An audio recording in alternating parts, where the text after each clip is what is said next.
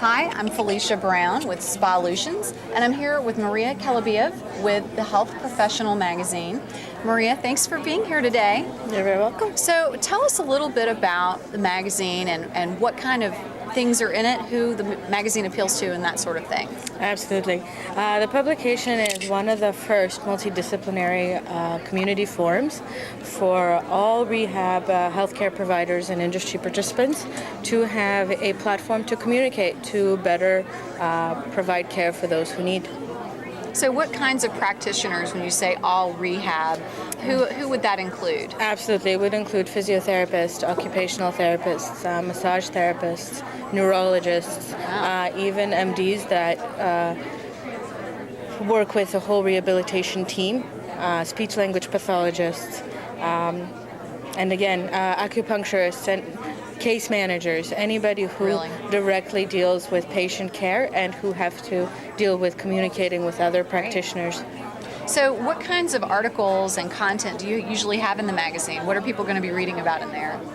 There is always a touch on advances within the field, new research, new developments. All the content is written by practitioners within the industry, sharing their experiences or discoveries with others who can apply to their own practices.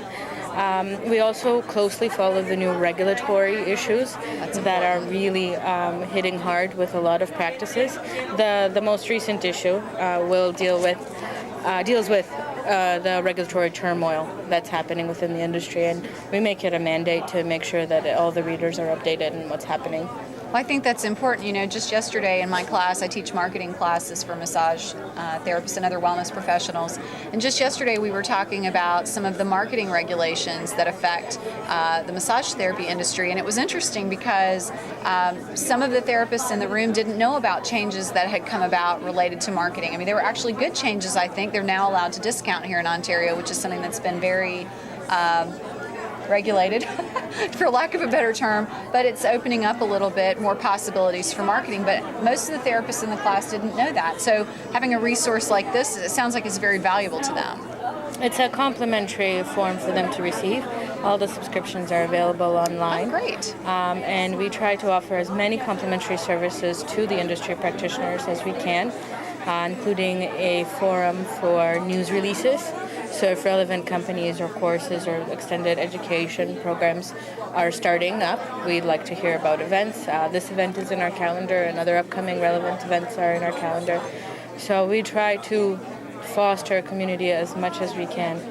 Now, what about for people who might be interested in advertising? Is this a good place for them to reach different healthcare practitioners? Absolutely, because this is the only multidisciplinary publication that exists right now in Toronto. It has an uncomparable reach, and we have grown to over 15,000 who receive the publication and who send absolutely fantastic and warm feedback. We're also at conferences and events on a weekly basis. Just yesterday we were at Niagara Falls at the Ontario Brain Injury Conference. Oh my goodness. Just on Monday we're going to the Health Achieve, and it just keeps going. It never ends. So the amount of exposure they get far exceeds even the basic recipient number.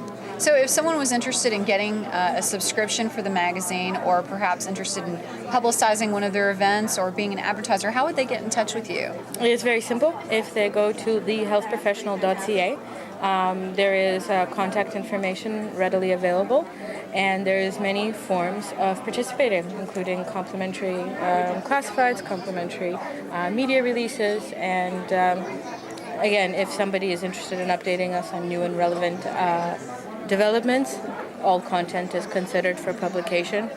So that's about it. And on the website, is there content there as well? Absolutely. That's different from the magazine? Yes.